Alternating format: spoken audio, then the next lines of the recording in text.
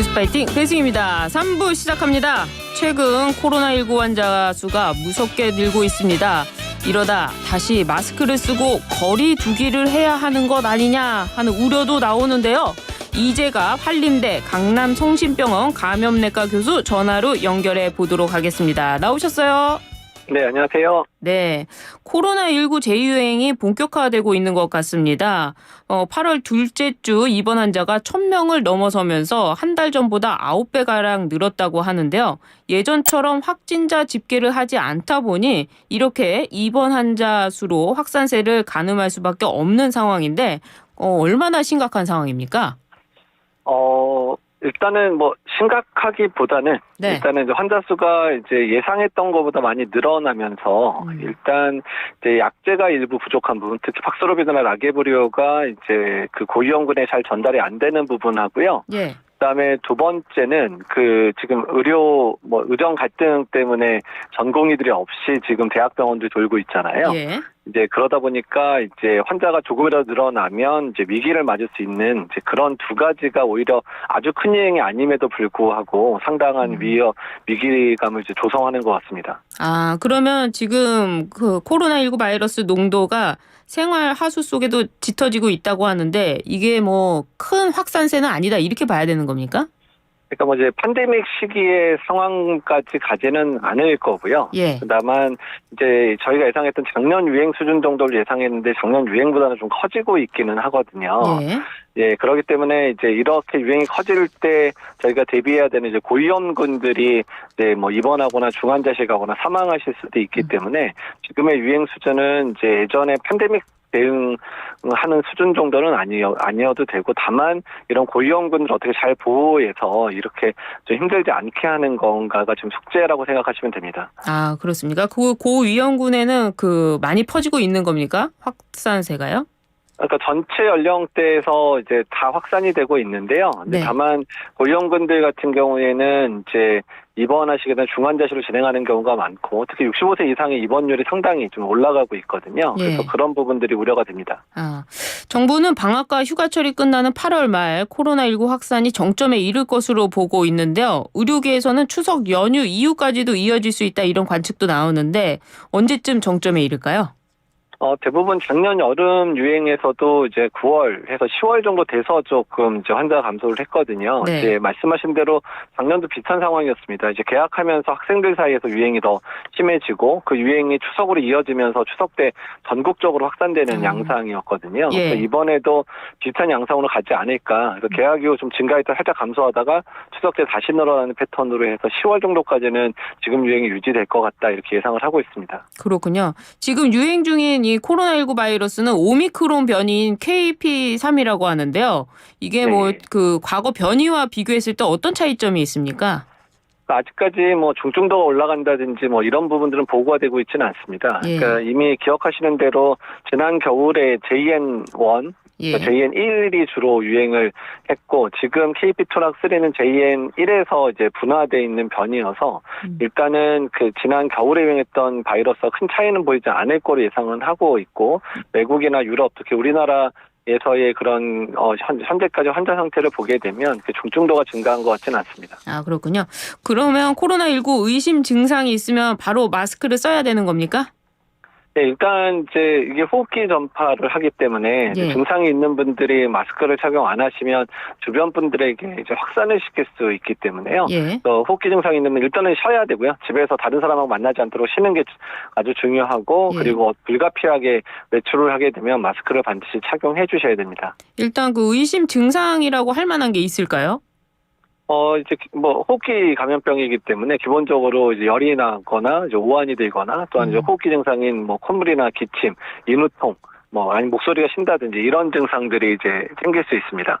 일반 감기와 비교했을 때 내가 코로나에 걸린 것 같다라고 할 만한 특징이 있어야 이게 자가 키트라도 사는 거 아니겠습니까?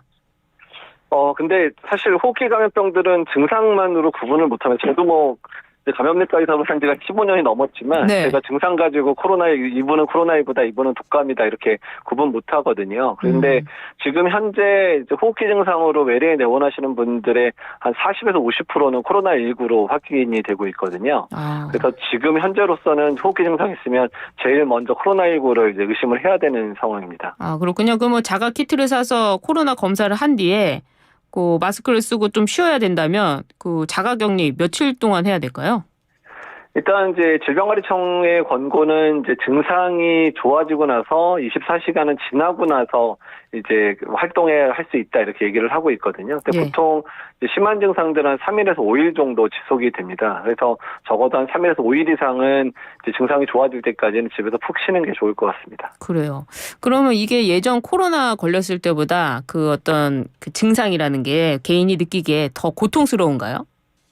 사람마다 좀 많이 다른 것 같은데요. 예. 그러니까 예전보다 뭐 비슷하다고 하는 분도 있고 뭐 가볍다는 분들도 있고 어떤 분은 이번에 감염된 게 더 힘들다고 얘기하는 부분들이 있어서 이제 이런 증상의 차이는 개인적인 주관적인 차이도 있고요. 또 예전에 감염된 지 오래되면 오래될수록 또 백신 맞은 지 오래되면 오래될수록 증상이 심하거나 특히 고위험군들 같은 경우는 입원할 확률도 올라가는 건 맞습니다. 아, 그렇군요.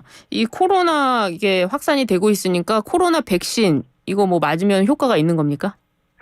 현재 지금 접종 가능한 백신은 이제 이미 작년 백신밖에 남아있지 않아서 지금은 백신 접종하기가 쉽지는 않고요. 예.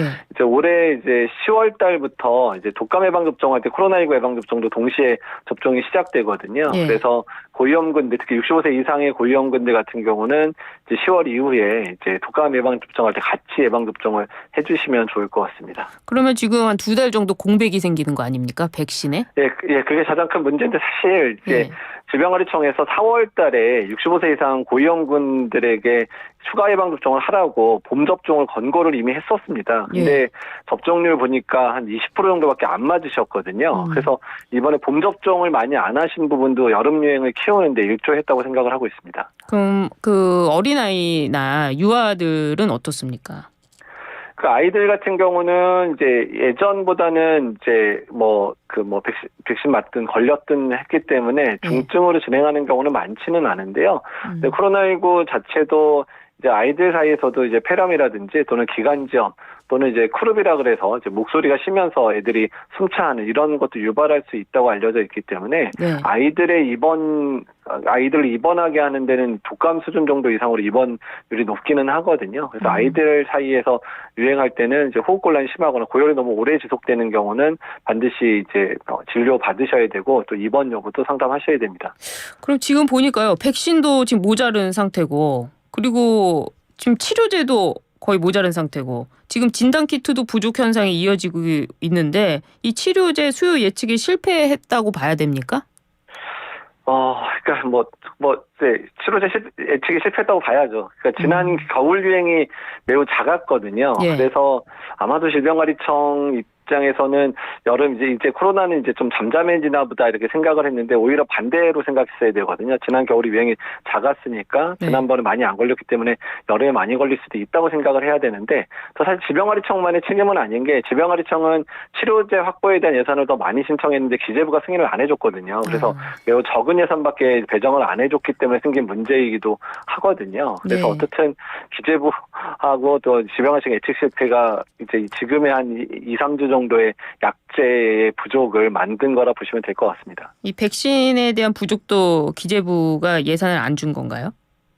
백신은 이미 봄에 접종을 했어야 되는 거고 지금 그 작년 백신 가지고는 효과를 보기가 쉽지는 않기 때문에요. 이제 10월 이후에 접종인 건 하필이면 이제 4월 접종을 열심히 안 맞은 부분들이 근데 사실 4월 접종에도 그 홍보나 이런 부분들이 좀 잘 이루어지지 않았거든요. 이제 언론들도 이제 코로나19에 관심도 없고 정부 차원에서도 그렇게 이제 예산이나 이런 부분이 여력이 없어서 접종률을 끌어올리지 못했었거든요. 이건 아쉬움들이 다 만든 부분이고요. 백신이 부족한 게 아니라 백신은 이제 10월 이후 접종이 시작되는 거다. 그래서 그 사이에 공백기는 봄 접종 이후에 접종이 봄 접종이 잘 이루어지지 않았기 때문에 생긴 문제다 보시면 됩니다. 그러면 10월에 나오는 백신은 새로운 백신인데 일반인도 맞아도 되는 겁니까? 현재 질병관리청 계획은 65세 이상 하고요. 예. 그다음에 치약시설 종사자들에게는 무료로 접종을 하도록 이제 정부에서 준비를 하고 있고요. 한 800만 도즈 정도 준비한 것 같습니다. 그리고 그 외에 분들, 고위험군이 아닌 분들 같은 경우는 자비로 맞아야 되는데 아직 가격이 결정되지는 않았습니다. 아, 그렇군요. 그럼 일반인의 경우에도 백신을 맞는 게 오히려 좀 더 나은 거네요? 네, 그렇죠. 일반인들도 뭐 백신을 접종을 해주시면 일단 본인이 걸리지 않으면 가족이라든지 특히 본인의 부모님들, 할아버지, 할머니들 감염을 안 시킬 수 있기 때문에 네. 이제 접종을 하면 좋을 것 같습니다. 그래요. 정부는 공공병원 위주로 여유 병상을 확보하겠다고 했는데요. 문제는 의정 갈등으로 의료 공백이 이어지는 상황 아니겠습니까? 네, 예. 코로나19 재유행이 길어지면 본격적인 의료 대란이 시작될 수 있다는 우려도 나오는데 현장에서 느끼시기엔 어떠세요? 그러니까 이제 눈에 보이지 않는 어려움들이 있는 건데요. 일단 네. 환자들이 입원을 못하거나 그러지는 않습니다. 근데 다만 이제 전공의들이 주로 중환자 진료에 많은 이제 역할을 하고 있었는데 전공의들이 빠져나갔기 때문에, 네. 그러니까 체중증이라 그러죠. 아주 이제 상태가 안 좋으신 분들이 이제 대학병원, 상급종합병원에서 커버해주고 치료를 해줘야 되는데 일부 그런 환자들이 이제 상급종합병원에 입원을 못하고 2차 병원급으로 흩어지고 있거든요. 그러면 충분한 치료를 못 받을 수 있는 부분이 있어서 입원을 못하는 건 아니지만 적절한 치료를 못 받는 부분들이 생길 수도 있기 때문에 그런 부분들이 눈에 보이지 않는 피해를 만들고 있을 거라 현장에서는 느끼고 있습니다. 그래요. 좀 그 관련해서 응급실도 마찬가지 아니겠습니까? 일단 네, 그렇죠. 예.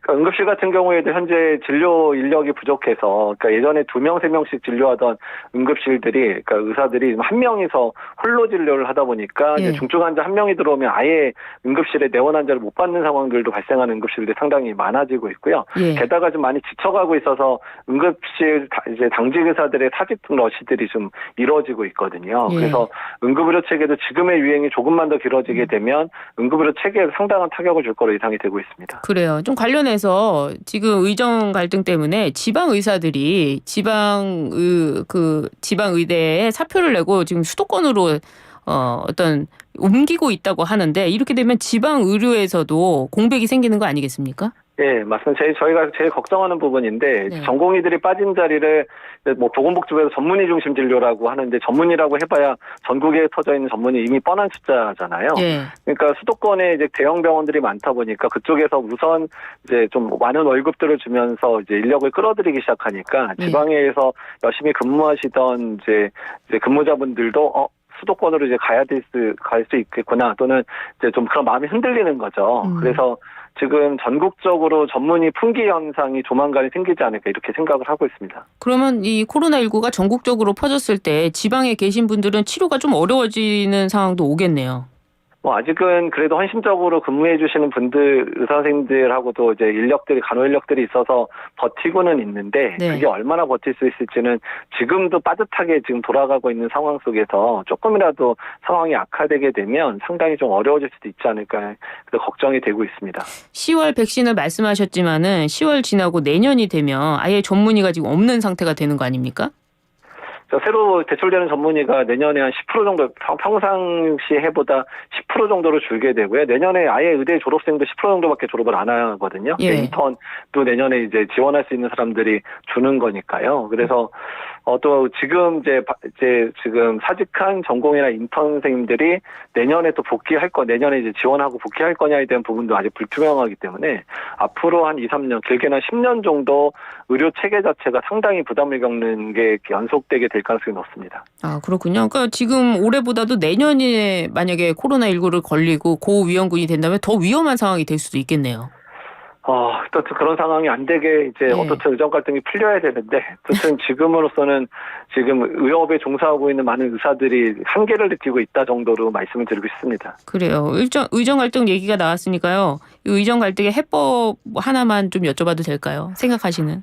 그러니까 전문 직역의 의견에 정부가 귀를 기울여 주셨으면 좋겠습니다. 지금의 기조로 계속 몰아붙이게 되면 앞으로 의료 체계 자체가 10년 이상 흔들릴 수밖에 없는데, 정부는 전혀 그런 거 상관하지 않고 의대 증원 성공했다에 자축하는 분위기여서 좀 의료인으로서는 정말 황당함을 어떻게 표현할지 모르겠습니다. 그 보건복지부 장관이나 차관에 대한 책임을 물어야 될까요? 뭐 교체라든지. 뭐 그 두 분 책임은 책임이고요. 이거를 주도한 건 용산에서 주도한 거기 때문에 이 부분은 용산에서 책임져야 될 부분이라고 생각합니다. 아, 그렇군요. 알겠습니다. 세계보건기구가 엠폭스, 이른바 원숭이 두창에 대해 비상사태를 선언했는데요. 올해 들어 지금까지 아프리카 국가를 중심으로 18,000여 명의 확진자와 500여 명이 넘는 사망자가 발생했는데요. 이것도 우리가 걱정해야 되는 상황일까요? 일단 국내 유입에 대해서는 아직까지는 뭐 당장 유입될 상황은 아닐 건데요. 예. 이제 2022년, 2023년에 엠폭스 유행 때도 이제 유럽과 미국이 유행하고 나서 그 이후에 한 6개월 시차를 두고 국내 유입이 되기 시작하면서 100명 넘게 국내에서 환자가 발생을 했었거든요. 예. 그래서 다만 당시에 유행했던 것보다 지금 유행하고 있는 엠폭스 바이러스가 훨씬 전파도 빠르고 또 사망률도 높은 거로 알려져 있기 때문에 네. 이제 유럽과 미국에서 본격적으로 확산이 되면 국내도 유입에 대한 대비를 철저히 해야 될 것 같습니다. 우리가 대비할 게 어떤 게 있을까요? 일단 첫 번째는 이제 해외 여행에서 이제 전파돼서 감염될 만한 부분들을 최소화시키기 위해서 일단 해외에서 이제 국내 들어오는 환자들에 대한 검역을 강화할 필요가 있고 또한 해외 여행자들에 대한 홍보가 상당히 중요할 것 같고요. 예. 그리고 치료제랑 백신이 일부 준비가 돼 있기는 한데요. 일단 그 부분도 면밀히 봐서 이제 필요하면 이제 더 많은 숫자의 백신과 또 치료제를 이제 가지고 있어야 될 것 같습니다. 그렇군요. 엠폭스도 변이가 되는 겁니까? 예, 엠폭스도 이번에 유행하는 거는 이제 좀 새로운 클레이드라 그래서 새로운 변이가 유행하면서 유행의 상황을 좀 바꾸고 있고 아프리카 내에서 상당히 많은 환자들이 발생한 거기 때문에요. 네. 다만 이제 뭐 코로나19가 변이하는 것처럼 자주 변하지는 않습니다. 이것도 기존에 유행하던 것은 일부 변화된 부분들이기는 한데요. 어쨌든 어떤 변이는 생길 수 있다. 다만 코로나처럼 자주 변하지는 않는다 정도로 이해하시면 될 것 같습니다. 아, 그렇군요. 아무튼 그 의정 갈등까지 쭉 이야기를 들어보니까요. 지금 이 의료계 상황이 심각하다 이런 생각이 듭니다. 마지막으로 의료계 계시니까 뭐 정부나 이런 분들께 뭐 하시고 싶은 말씀이 있을까요? 어쨌든 의사들은 환자를 포기하지는 않습니다. 저희가 어쨌든 저희에게 오는 환자들은 뭐 성심을 다해서 저희가 치료를 하고 있는 부분들은 이해를 해주시면 좋겠고요. 다만 의료계의 안정화를 위해서 정부가 먼저 손을 내밀어야 되는 상황인 거는 정부에서 좀 알고 계셨으면 좋겠습니다. 알겠습니다. 국민의 환자들의 생명을 지키고 계시기 때문에 여러 이야기 좀 들어봤습니다. 오늘 말씀 잘 들었습니다. 네, 감사합니다. 네, 지금까지 이재갑 한림대 강남성심병원 감염내과 교수였습니다.